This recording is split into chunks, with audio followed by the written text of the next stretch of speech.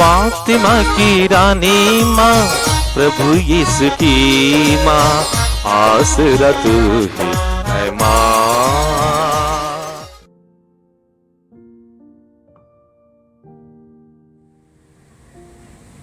पहला पाठ नबी आमोस का ग्रंथ। हे इस्राएलियों, सुनो, प्रभु तुमसे, उस समस्त प्रजा से जिसे वह मिस्र से निकाल लाया है, यह कहता है, मैंने पृथ्वी के सब राष्ट्रों में से तुम लोगों को ही चुना है, इसलिए मैं तुम्हारे अपराधों के कारण तुम्हें दंडित करूंगा। क्या दो व्यक्ति साथ साथ यात्रा करेंगे जब तक उन्होंने पहले से तय ना कर दिया हो? क्या सिंह जंगल में गरजता है जब तक उसे शिकार ना मिला हो? क्या सिंह सवक अपनी मांद में गुर्राता है जब तक उसे कुछ ना मिला हो? क्या पक्षी पृथ्वी पर फंदे में पड़ता है जब उसमें कोई चारा नहीं हो?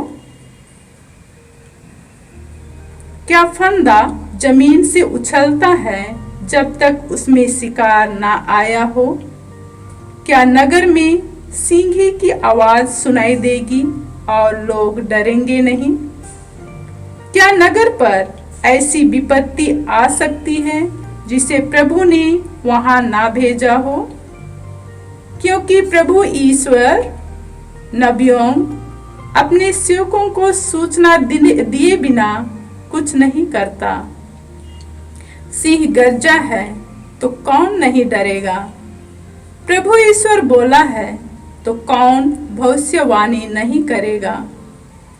जिस प्रकार ईश्वर ने सोदोम और गोमोरा का सर्वनाश किया था, उसी प्रकार मैंने तुम पर विपत्ति भेजी है।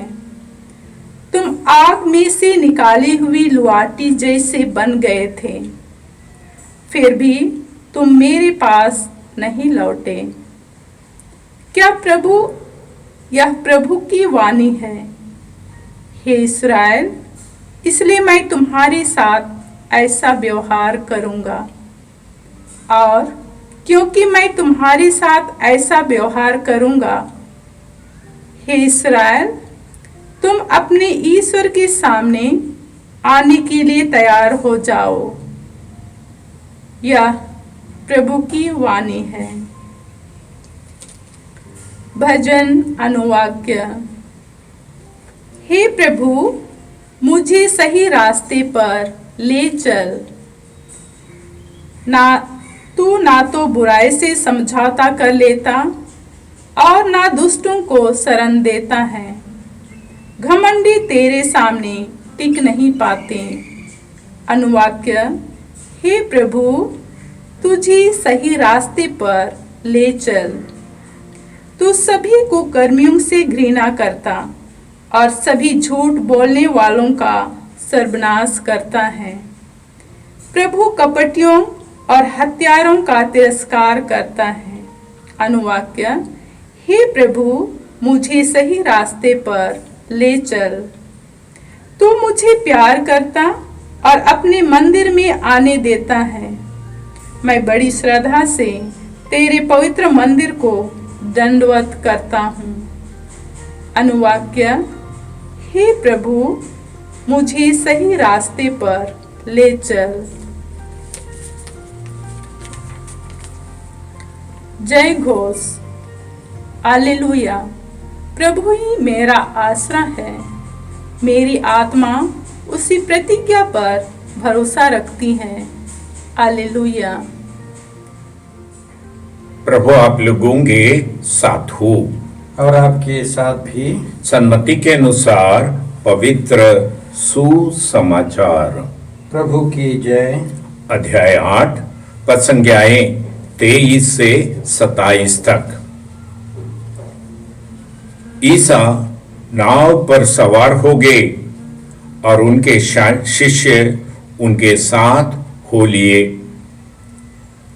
उस समय समुद्र में एकाएक इतनी भारी आंधी उठी कि नाव लहरों से ढकी जा रही थी, परंतु ईसा तो सो रहे थे।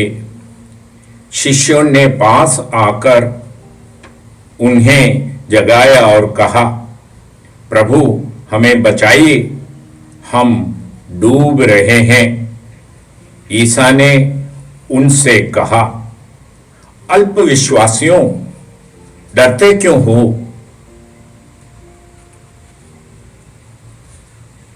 तब उन्होंने उठकर वायु और समुद्र को डांटा और पूर्ण शांति छा गई।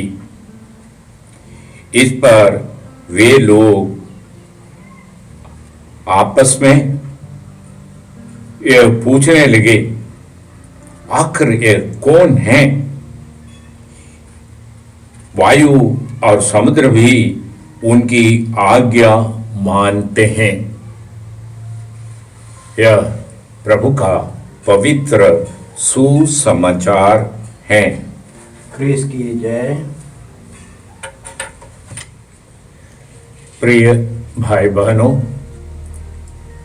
आज के सुसमाचार में हम ये सुनते हैं, शिष्य अचंभित होकर कहते हैं, आखिर ये कौन है? आंधी और समुद्र भी इनकी बातें मानते हैं। सभा की शुरुआत में यही सवाल शिष्य पूछे, आखिर ये कौन है? उनका पहला अनुभव था, यीशु मृतकों में से जी उठकर उन्हें दर्शन दी। स्त्रियां उनको बताएं कि यीशु जी उठे, तो शिष्य ये विश्वास नहीं कर पा रहे थे। जब बाद में एमाउस के रास्ते पर जाने वाले शिष्यों ने यीशु को पहचाना, वे उल्टे पैर जब यरूशलेम वापस आए तो शिष्यों ने भी उनको बताया, हाँ सच है, यीशु जी उठे हैं, सिमेओन को दिखाई दिए हैं। तब उनके मन में यह सवाल उठा, आखिर कौन है जो उन्हें बताया था कि मुझे यरूशलेम जाना पड़ेगा और वहां शास्त्रियों और फरीसियों के द्वारा ठुकराए जाना पड़ेगा, मार डाल जाना पड़ेगा, परंतु मैं तीसरे दिन जी उठा। तब वे ये सवाल पूछने लगे, आखिर ये कौन है? वे अपने जीवन में मुड़कर देखने लगे और तब पहचाना। ये सवाल और गहरे होते गए, आखिर ये कौन है? उन्होंने याद की कि यीशु ने 5 रोटियां और थोड़ी सी मछलियों से 5000 लोगों को खिलाया और वे इतने बड़े कार्य किए। तब वे ये याद करते हैं कि एक दिन वे समुद्र पार कर रहे थे और यीशु उनके साथ में नहीं थे, वायु प्रतिकूल थी, परंतु तीसरे पहर यीशु समुद्र पर चलकर उनको पार हो रहे थे और वे उस समय उन्हें भूत समझकर चिल्लाया और यीशु ने कहा, डरो नहीं, मैं ही हूं। तब पेतरुस ने उनसे कहा, यीशु से कहा, अगर आप ही हैं तो मुझे समुद्र पर चलकर आपके पास आने दीजिए। और यीशु ने अनुमति दी और पेतरुस चलने लगे, समुद्र पर चलने लगे। जब उनकी दृष्टि यीशु से हटकर समुद्र की लहरों की ओर उठी तो देखा तो वे डर गए और चिल्लाने लगे, प्रभु मैं डूब रहा हूं। यीशु ने हाथ बढ़ाकर उनको थाम ली और यीशु नाव में पहुंचा और चढ़े तो तुरंत नाव उस पार लगे। ये सवाल फिर उनके सामने आ पड़ी। तब एक दिन पहाड़ पर यीशु पेतरुस, अंद्रेस और याकूब के साथ होरेब पहाड़ पर एकांत में प्रार्थना कर रहे थे तो उनके वस्त्र इतने उजले हो गए और उनके चेहरे इतने चमक उठे। तब वे बादल में से एक आवाज सुनाई पड़ी उन्हें कि यह मेरा प्रिय पुत्र है, इन पर मैं अत्यंत प्रसन्न हूं। शिष्य तब ये सवाल अपने मन में संजोए रखे। यीशु ने उनसे कहा था, जब तक मैं जी नहीं उठूंगा तब तक तुम इस घटना के बारे में किसी को भी नहीं बताना। ये सवाल शिष्यों के हृदय में गूंजते रहे, ये आखिर कौन है? और तब यीशु ने उन्हें आदेश दिया था कि वे यरूशलेम नगर से तब तक नहीं जाए जब तक वे पवित्र आत्मा का अनुभव नहीं करे, पवित्र आत्मा से अभिषेक ना हो जाए। पवित्र आत्मा का आवाहन हुआ, वे भाषाएं बोलने लगे, रोगियों को चंगा करने लगे। तब ये सवाल उनके हृदय में फिर गूंज उठे। शिष्यों ने ये अनुभव के बाद यहूदी लोगों को समझाने लगे, भाइयों, यह ईसा मसीह जो मृतकों में से जी उठा है, उनके गवाह हम हैं। आप लोगों ने उसे नहीं पहचाना था, आप लोगों ने उनको समझा नहीं और आपने उनको क्रूस पर मार डाला। तो यहूदी लोग उनसे पूछे, हम अभी क्या करें? तो शिष्य अपने अनुभवों को बांट कर उनको समझाते हैं, हम भी यीशु को नहीं पहचाने थे, हम भी यीशु की बातों को समझ नहीं पाए थे। अभी आप पश्चाताप करो और उनमें विश्वास करो, पापों की क्षमा पाओ, मुक्ति पाओ, क्योंकि ईश्वर ने इस मनुष्य को हमारे बीच में भेजा जिससे कि हम उनके द्वारा मुक्ति पाए।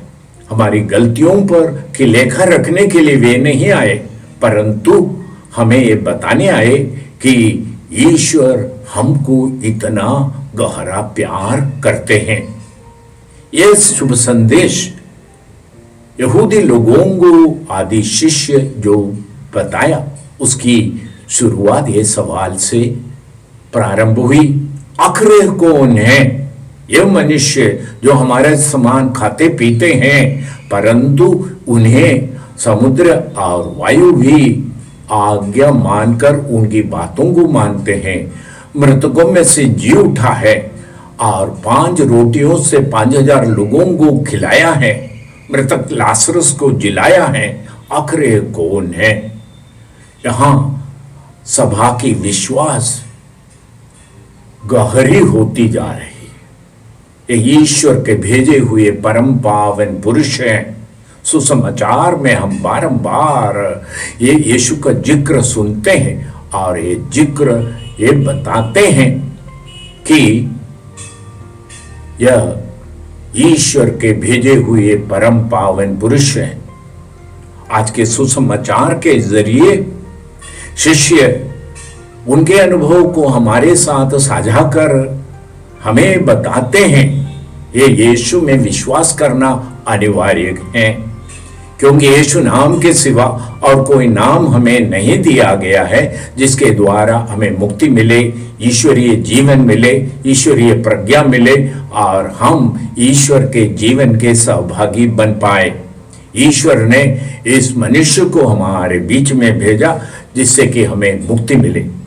भाई बहनों, आज के ये शुभ संदेश हमें ये बताते हुए शिष्य ये बताते हैं सुसमाचार है।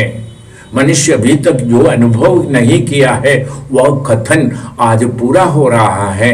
ईश्वर अपने आप को प्रकट कर रहा है और हम इनमें विश्वास करें और अनंत जीवन पाए। ईश्वर का सीम प्रेम का तोहफा के रूप में ईश्वर ने यीशु मसीह को हम मानव को प्रदान किया है। जो यीशु में विश्वास कर पाते हैं वे आज सारी दुनिया को ये संदेश बांट रहे हैं, सबों को ये बता रहे हैं।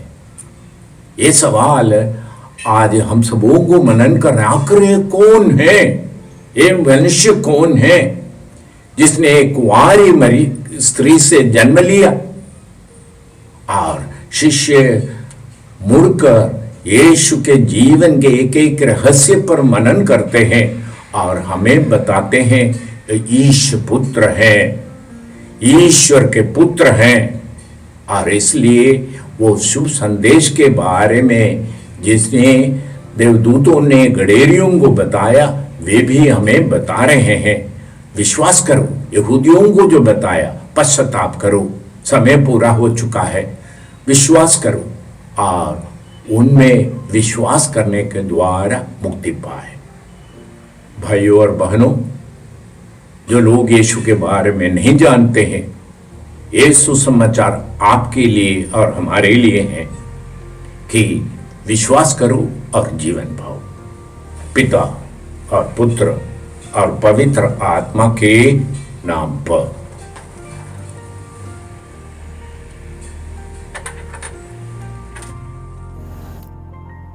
क्रिस्त में प्रिय भाई और बहनों, 13 मई 2020 से हम लोग यहाँ से मीसा के दैनिक पाठ और उन पर छोटा सा मनन चिंतन प्रस्तुत करते आ रहे। आप इस चैनल को सब्सक्राइब करें, लाइक करें, शेयर करें, बेल आइकन दबाकर हमें सूचित करें। यहाँ से जो वीडियो प्रस्तुत की जाएगी वो आपको मिलते रहे।